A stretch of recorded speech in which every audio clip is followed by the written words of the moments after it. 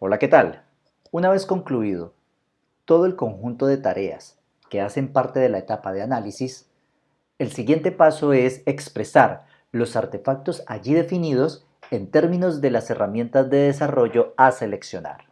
En particular, el diagrama de clases del análisis, o modelo del mundo como se conoció, ahora deberá expresarse en términos del lenguaje de programación, que para el caso particular será Java. Así entonces, se va a definir el modelo de diseño utilizando toda la terminología que hace parte de los lenguajes de programación.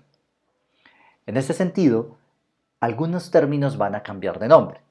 Por ejemplo, las entidades ahora se denominan clases.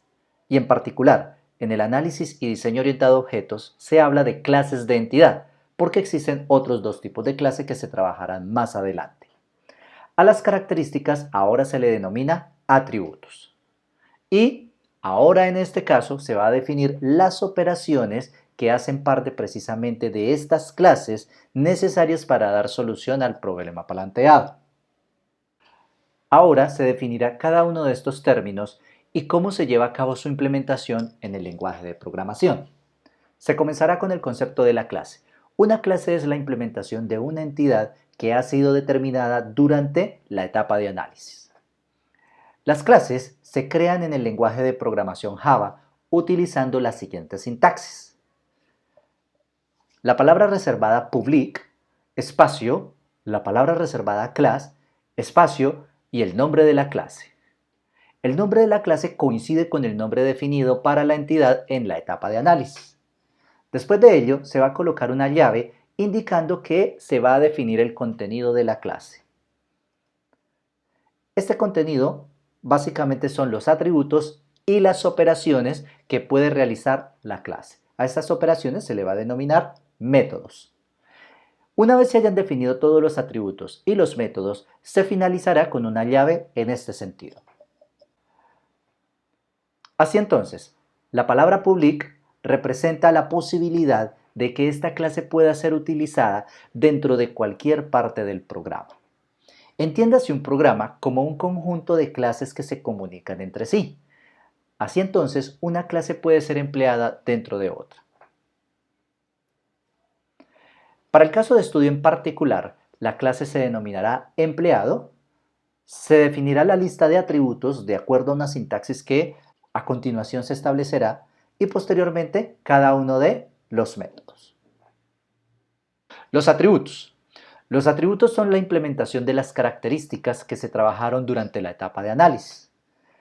Aquí hay que tener en cuenta no solamente el nombre del atributo, sino también los posibles valores. Para crear un atributo se utiliza la siguiente sintaxis.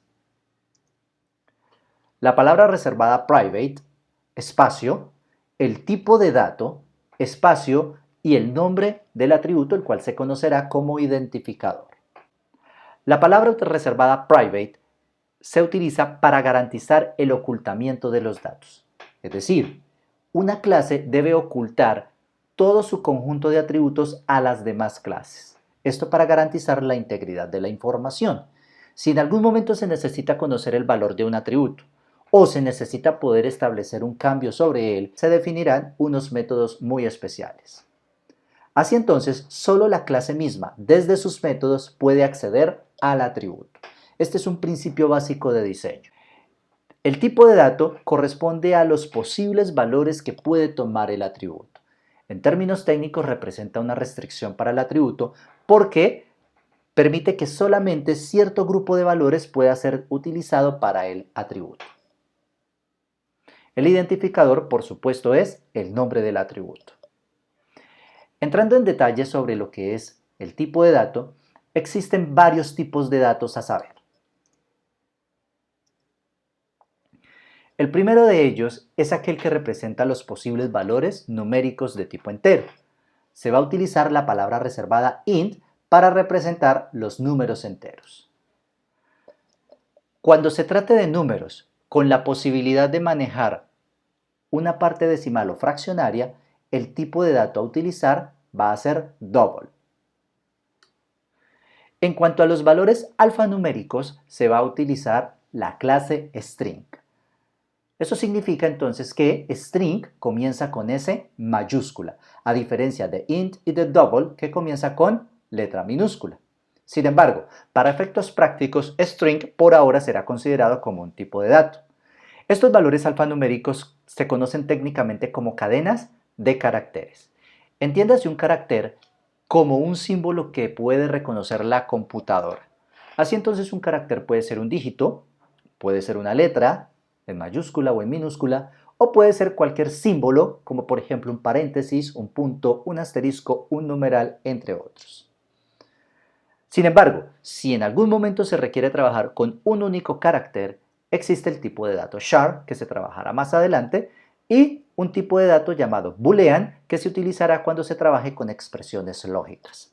Así entonces, por ahora, para el caso de estudio en particular, se utilizarán los tres primeros tipos de datos: int, double y string.